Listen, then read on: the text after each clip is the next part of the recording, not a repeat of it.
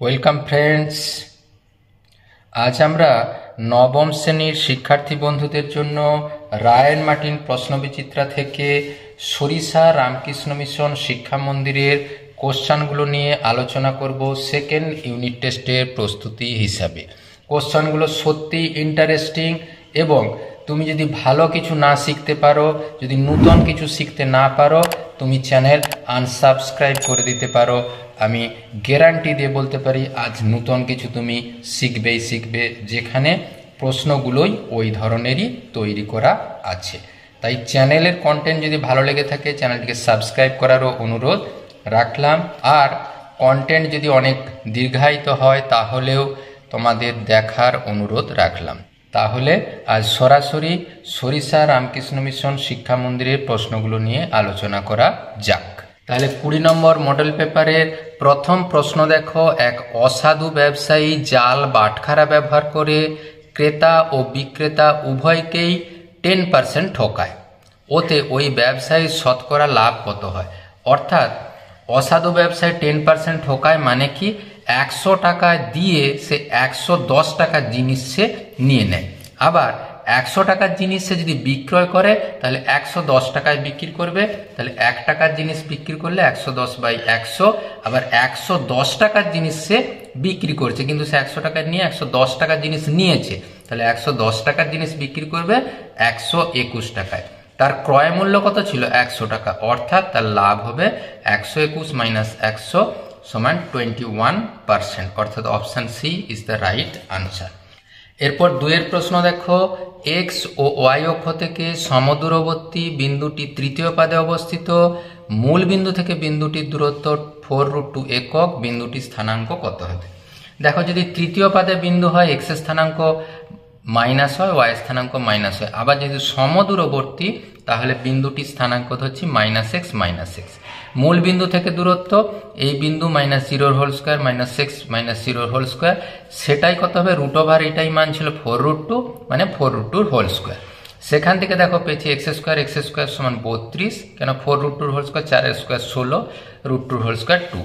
সেখানে দেখো x² পেয়েছি 16, x এর মান পেয়েছি 4। 4 যদি হয় তাহলে বিন্দুটির স্থানাঙ্ক হবে -4 - 4। দারুণ ইন্টারেস্টিং প্রবলেম। অর্থাৎ option C is the right answer. পরে দেখো, একটি বৃত্তের কেন্দ্রের স্থানাঙ্ক 0, 0, বৃত্তের উপরিস্থিত একটি বিন্দু স্থানাঙ্ক 3, 4 হলে বৃত্তের ব্যাস। দেখো 0, 0 আর 3, 4 বিন্দুর মধ্যে দূরত্ব এই y2 - y1 তার whole square plus x2 - x1 তার হোল স্কোয়ার করে দেখো 3 এর হোল স্কোয়ার 9, 4 এর হোল স্কোয়ার 16 মানে √25 মানে 5 পেয়েছি। তাহলে বৃত্তের ব্যাস 5 × 2 10 একক। এখানে ব্যাস আছে, এটি খেয়াল করে দেখতে হবে। 4 প্রবলেম দেখো, একটি সরোবরের পদ্ম ফুলের উপর প্রান্ত জলতল থেকে 2 সেমি উপরে ছিল। বাতাসে চালিত হওয়ার উপর প্রান্তটি পূর্বস্থান থেকে 15 সেমি দূরে জলতলের সঙ্গে মিশে গেল। জলের গভীরতা আমরা এমন করে ছবি এঁকেছি। দেখো, এইটার দূরত্ব হচ্ছে আমাদের 2 সেমি, সেটা বাতাসে চালিত হয়ে এইখানে পদ্ম ফুল এসেছে, এটা 15 সেমি দূরে। আমরা ধরছি জলের গভীরতা x, তাহলে এই পুরো ডান্ডাটার দৈর্ঘ্য হবে x + 2, সেইটাই সরে এসছে মানে এটাই দূরত্ব x + 2। তাহলে শর্তানুসারে এটা হচ্ছে একটা সমকোণী ত্রিভুজ, এটা লম্ব, এটা ভূমি, এটাই অতিভুজ। তাহলে লম্ব স্কোয়ার প্লাস ভূমি স্কোয়ার সমান অতিভুজের স্কোয়ার। সেখান থেকে দেখো x + 2 এর হোল স্কোয়ার সমান x² + 15 হোল স্কোয়ার 225। সেখান থেকে দেখো আমরা এখানে সূত্র লাগিয়েছি a² + 2ab + b², x² বাদ দিয়েছি, 4x এর মান কত? 225 - 4 221। 221কে 4 দিয়ে ভাগ করে দেখো পেয়েছি 55.25। তাই জলের গভীরতা, এক্সটাই ধরেছিলাম জলের গভীরতা, সেটা হচ্ছে 55.25 একক। Option B is the right answer. এবারে আমরা 2 দাগের প্রশ্নগুলি দেখব। 110টি আম বিক্রি করে 120টি আমের ক্রয় মূল্য পেলে শতকরা লাভ কত? আমরা মনে করছি একটি আমের ক্রয় মূল্য x টাকা, তাহলে 120টি আমের ক্রয় মূল্য কত? 120x টাকা। যেহেতু 110টি আম বিক্রি করে 120টি আমের ক্রয় মূল্য পাওয়া গেছে, তাহলে 110টি আমের বিক্রয় মূল্য 120x টাকা। তাই একটা আমের বিক্রয় মূল্য পেয়েছি দেখো 120x/110 করে 12x/11। তাহলে ক্রয় মূল্য ছিল একটার x টাকা, লাভ হলো কত 12x/11 মাইনাস x, সেখান থেকে দেখো x/11 টাকা। তাহলে লাভ, টোটাল লাভ কতর মধ্যে লাভ, x টাকার মধ্যে লাভ ইন্টু 100%। তাহলে পেয়েছি দেখো 100/11%, অর্থাৎ 9.111%। দুয়ের প্রবলেম দেখো, ABDE একটি সামান্তরিক, FED এর মধ্যবিন্দু, FED এর মধ্যবিন্দু, ABD ত্রিভুজের ক্ষেত্রফল, ABD ত্রিভুজের ক্ষেত্রফল 20 বর্গ সেমি, AEF ত্রিভুজের ক্ষেত্রফল কত? এটা তো ভীষণ সোজা, কেন সামান্তরিকের কর্ণ সামান্তরিকের দুটো সর্বসমত্রিভুজে বিভক্ত করে, তাই ABD ত্রিভুজের ক্ষেত্রফল যদি 20 হয়, ADE ত্রিভুজের ক্ষেত্রফলও 20 বর্গ সেমি। আবার যেহেতু DFED এর মধ্যবিন্দু, তাই ত্রিভুজ EFA ত্রিভুজ আর FAD ত্রিভুজের ক্ষেত্রফল সমান। তাহলে আমরা পাবো AEF ত্রিভুজের ক্ষেত্রফল এই যে 20 তার অর্ধেক, অর্থাৎ 10 বর্গ সেমি। 3 দাগের প্রবলেম দেখো, 7 - 1 9 3 বিন্দুদ্বয়ের সংযোজক সরলরেখা একটি সমদ্বিবাহু ত্রিভুজের ভূমি। যদি ত্রিভুজটির শীর্ষবিন্দুর ভুজ 4 হয়, ত্রিভুজটির শীর্ষবিন্দু নির্ণয় করো। ভুজ 4 হলে মনে করছি তার কোটি x, y স্থানাঙ্ক কোটি x, তাহলে বিন্দুটার স্থানাঙ্ক হবে 4x। এই 4x বিন্দু 7 - 1 বিন্দুর দূরত্ব আমরা ধরে নিচ্ছি 4 - 7 তার হোল স্কয়ার প্লাস x - 1 তার হোল স্কয়ার। আর এখানে 4x থেকে 9 3 বিন্দুর দূরত্ব একইভাবে আমরা পেয়েছি 4 - 9 এর whole square plus x - whole square. সেখান থেকে দেখো আমরা ওটা তুলে দিয়েছি, 3 এর হোল স্কয়ার 9, এর হোল স্কয়ার 5, x যুক্ত এগুলোকে সব এক দিক করে এনেছি। এটার বর্গ করলে দেখো x স্কয়ার প্লাস 2 আসবে, এখানে x square minus 6 plus 9, x square বাদ গেছে, 2x এই পাশে 6x টাইম প্লাস হয়ে এখানে দেখো 5 আর এই পাশ থেকে 1 বাদ দিয়ে 1 24 হয়ে, তাহলে 8x সমান 24, x এর মান পেত 24/8 সমান 3। তাহলে শীর্ষবিন্দু স্থানাঙ্ক ছিল 4x, x এর মান যেহেতু 3, অর্থাৎ শীর্ষবিন্দু 4 3।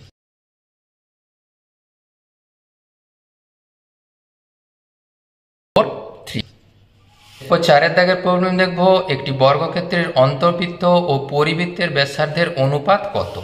আমরা দেখো ছবি এঁকেছি, যেমন ধরে নিয়েছি বর্গক্ষেত্রে একটা বাহু A, অর্থাৎ অন্তর্বৃত্তের ব্যাসই হবে এই বর্গক্ষেত্রের একটা বাহু, তাহলে অন্তর্বৃত্তের ব্যাসার্ধ কত হবে a/2। আর এই কর্ণের দৈর্ঘ্য কত হয় আমরা জানি a√2, সেটাই দেখো পরিবৃত্তের ব্যাস হবে কি বর্গক্ষেত্রে কর্ণের সমান, তাহলে পরিবৃত্তের ব্যাস হবে a√2, অর্থাৎ ব্যাসার্ধ a√2/2 মানে a/√2। অতএব অন্তর্বৃত্ত ও পরিবৃত্তের ব্যাসার্ধের অনুপাত a/2 অনুপাত a/√2, 1/2 অনুপাত 1/√2, 1/√2 অনুপাত 1 মানে 1:√2। পরের প্রবলেম দেখো, একটি অবিচ্ছিন্ন পরিসংখ্যা বিভাজন তালিকায় একটি শ্রেণীর মধ্যবিন্দু 42, শ্রেণী সংখ্যা 10 হলে উচ্চ, আমরা জানি উচ্চ সীমা হয় কি শ্রেণী মধ্যবিন্দু যোগ শ্রেণী সংখ্যা বাই 2, সেখানে 42 যোগ 10/2 করে 5, তাহলে 47। নিম্ন সীমানা কি হয় 42 মাইনাস শ্রেণী দৈর্ঘ্য বাই 2, তাহলে 42 থেকে 5 বাদ দিলে হয় 37। এরপর আমরা 3 দাগের প্রবলেমগুলি দেখব। এক ব্যক্তি 2 টাকায় 15টি হিসাবে কিছু লজেন্স কিনলেন। তিনি অর্ধেক লজেন্স টাকায় 5টা দরে, বাকি অর্ধেক টাকায় 10টা দরে বিক্রি করলেন। তার শতকরা কত লাভ বা ক্ষতি হলো?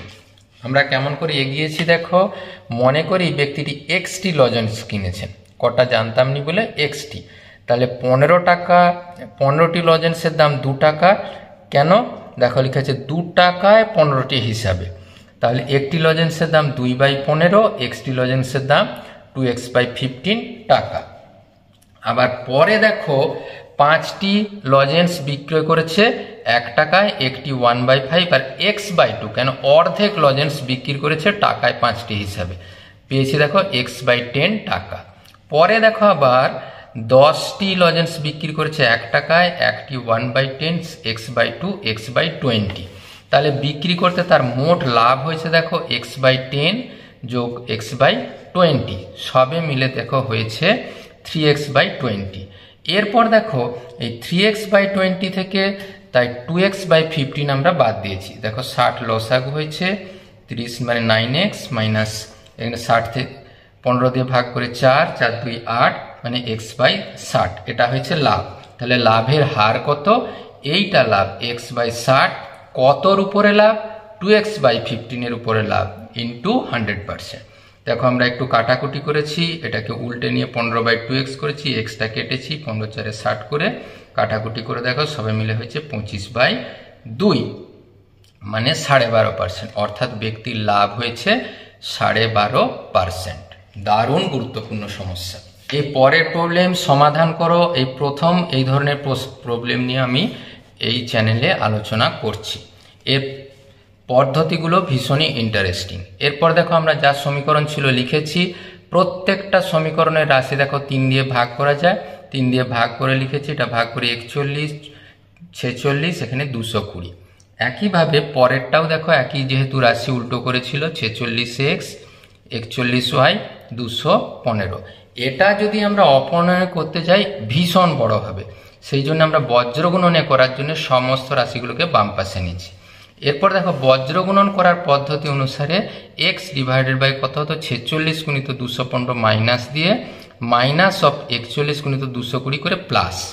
একইভাবে y এর এই minus 220 into 46 minus minus plus 215 into 41, আর ধ্রুবক পদের মান 41 গুণিত 41 এর স্কোয়ার আর 46 এর স্কোয়ার। প্রত্যেকটা রাশিগুলো থেকে খেয়াল করে দেখতে পাওয়া যাবে সবগুলো কিন্তু 5 দিয়ে বিভাজ্য, তাই 5 দিয়ে ভাগ কমন নিয়ে লিখেছি দেখো 46 গুণিত 41 গুণিত 44, একে 5 দিয়ে ভাগ করে, আর মাইনাস 46 গুণিত 43, এটাকে 5 দিয়ে ভাগ করে যা হয়। এক্ষেত্রে দেখো 5 দিয়ে ভাগ করে হয়েছে 41 গুণিত 43 মাইনাস 46 গুণিত 44। এখানে a স্কোয়ার মাইনাস বি স্কোয়ারটাকে লিখেছি a plus B, a minus B করতে -5 পাওয়া গেছে।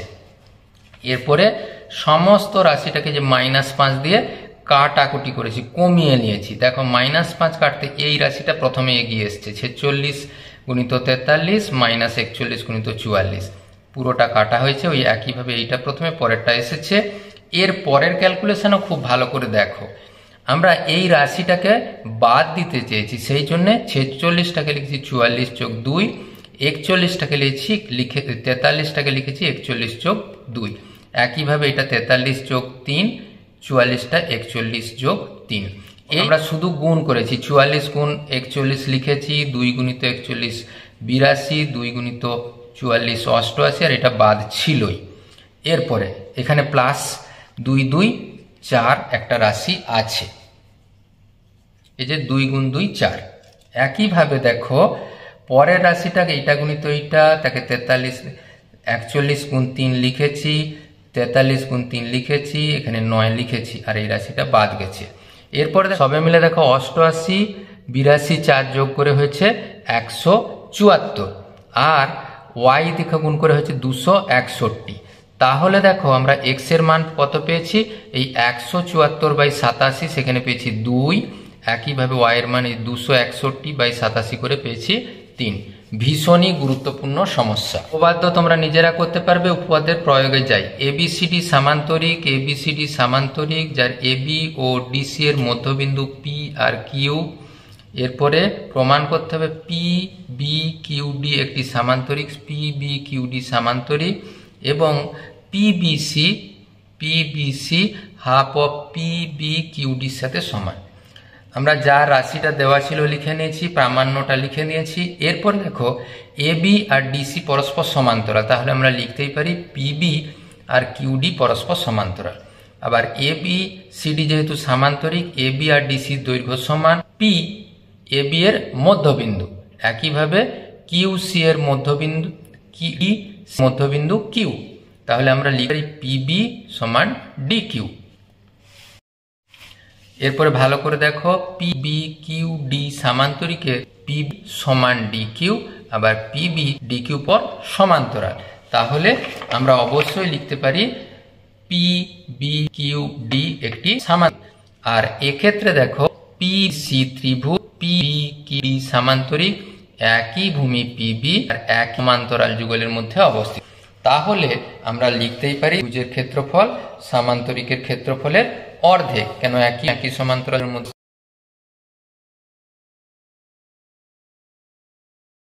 ত্রিভুজের ক্ষেত্রফল সামান্তরিকের ক্ষেত্রফলের অর্ধেক, এইভাবে প্রমাণিত হলো। এরপর দেখো আমরা 6 দাগের প্রবলেম দেখবো। একটি সমদ্বিবাহু ট্রাপিজিয়ামে তির্যক বাহুদ্বয়ের প্রত্যেকটির দৈর্ঘ্য 10 সেমি, সমান্তরাল বাহুদ্বয়ের দৈর্ঘ্য 5 সেমি ও 17 সেমি। ট্রাপিজিয়াম আকারের ক্ষেত্রে কর্ণের দৈর্ঘ্য ও ক্ষেত্রফল কত? আমরা দেখো এই সমদ্বিবাহু ট্রাপিজিয়াম এঁকেছি, তার এবির মানটা ধরেছি 17 সেমি, ডিসির মান 5 সেমি, এডি আর সিবি সবগুলো 10 সেমি, এই তির্যক বাহুগুলো 10 সেমি করে। এরপর ধরে নিচ্ছি এ ই 1 সেমি, আর দেখো এখান থেকে সমান্তরাল টেনেছি মানে এটা 5 সেমি, এটাও 5 সেমি, অর্থাৎ এই দেখো 17 থেকে 5 বাদ দিলে 12, আর এখানে এক্স বাদ দিলে এফ বির মান হচ্ছে 12 মাইনাস এক্স সেমি।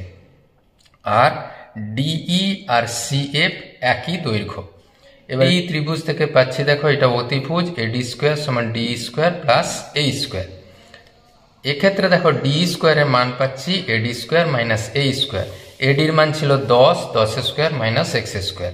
একইভাবে এই সি এফ বি ত্রিভুজ থেকে পাই সি এফ স্কোয়ার সমান BC square minus F B square. BC স্কোয়ারের মান 10, বিসির মান এফ বি মানে 12 মাইনাস এক্স স্কোয়ার। তাহলে আমরা এক্ষেত্রে যেহেতু আমরা সি এফ আর ডিই এর মান একই পেয়েছি, তাহলে আমরা লিখতেই পারি 100 মাইনাস এক্স এর স্কোয়ার সমান 100 মাইনাস 12 মাইনাস এক্স এর স্কোয়ার, মানে আখেরে এক্স সমান 12 মাইনাস এক্স, এক্স এর মান হয়েছে 6। সেক্ষেত্রে দেখো ডিই অর্থাৎ এই লম্বের দৈর্ঘ্য পেয়েছি, এই দেখো 10 স্কোয়ার মাইনাস এই 6 স্কোয়ার মানে 8। তাহলে ট্রাপিজিয়ামের ক্ষেত্রফল আমরা জানি হাফ ইন্টু সমান্তরাল বাহুদ্বয়ের যোগফল ইন্টু লম্বা উচ্চতা। তাহলে সমান্তরাল বাহুদ্বয় দেখো একটা ছিল 17, একটা ছিল 5, সমান্তরাল উচ্চতাটা পেয়েছি 8, অর্থাৎ 17 আর 5 যোগ করে 22 কে 2 দিয়ে ভাগ করে 11 গুণিত 8 88 বর্গ সেমি। এবারে দেখো এক্ষেত্রে যে ডি ই বি ত্রিভুজ থেকে পাই এটা অতিভুজ, তাহলে ডিবি স্কোয়ার সমান ডিই স্কোয়ার প্লাস ইবি স্কোয়ার। সেক্ষেত্রে ডি এর মান 8 আর ইবির মান 11 স্কোয়ার, 8 স্কোয়ার পাচ্ছি আমরা 64, 11 স্কোয়ার পাচ্ছি 121, তাহলে 185, তাহলে ডিবির মান √185, অর্থাৎ সমদ্বিবাহু ট্রাপিজিয়ামের কর্ণের দৈর্ঘ্য √185 সেমি। এবার দেখো একটি মোটরের চাকার সাথে বেল্ট দিয়ে মেশিনের চাকা যুক্ত হলো। মোটরের চাকার ব্যাসের দৈর্ঘ্য 14 সেমি, মেশিনের চাকার ব্যাসের দৈর্ঘ্য 94.4 সেমি। মোটরের চাকা প্রতি সেকেন্ডে যদি 27 বার ঘুরে তবে মেশিনের চাকা ঘন্টায় কতবার ঘুরবে? আমরা ধরে নিচ্ছি চাকার ব্যাস দেয়াই আছে 14, ব্যাসার্ধ 7, মোটরের চাকার পরিধি পাই ইন্টু ব্যাস করে 44 সেমি। এবারে মোটরের চাকা 1 সেকেন্ডে ঘুরে, তাহলে 44 একবার ঘোরার জন্য, আর সেকেন্ডে যেহেতু 27 বার ঘুরে 1 সেকেন্ডে ঘুরে কত দূরত্ব যাবে? 44 গুণিত 27 সেমি। আর 1 ঘন্টায় যাবে 44 গুণিত 27 গুণিত 3600, কেন 1 ঘন্টায় সমান 3600 সেকেন্ড। মেশিনের চাকার ব্যাস দেওয়া আছে 94.5 সেমি, তাহলে মেশিনের চাকার পরিধি 94.5 গুণিত 22/7। এরপর দেখো আমরা কি করব, এই তাহলে মেশিনের চাকা ঘুরবে কত, এইটা পরিধি, টোটাল এত দূরত্ব ঘুরতে হবে, এই এত ডিভাইডেড বাই একবার ঘুরে যত দূরত্ব যায় তত ভাগ করলেই হবে কতবার ঘুরবে। এবার দেখো আমরা এই 22, 44 কেটে দিয়েছি, 7কে কেটে দিয়ে 13.5, 13.5 আর 27কে কেটে দিয়ে হয়েছে 2, অর্থাৎ 2 গুণ 2 গুণিত 3600 মানে 14,400, অর্থাৎ মেশিনের চাকা ঘন্টায় 14,400 বার ঘুরবে। আজকের ভিডিও কেমন লাগলো অবশ্যই কমেন্ট বক্সে লিখতে ভুলো না। Thank you for watching this video.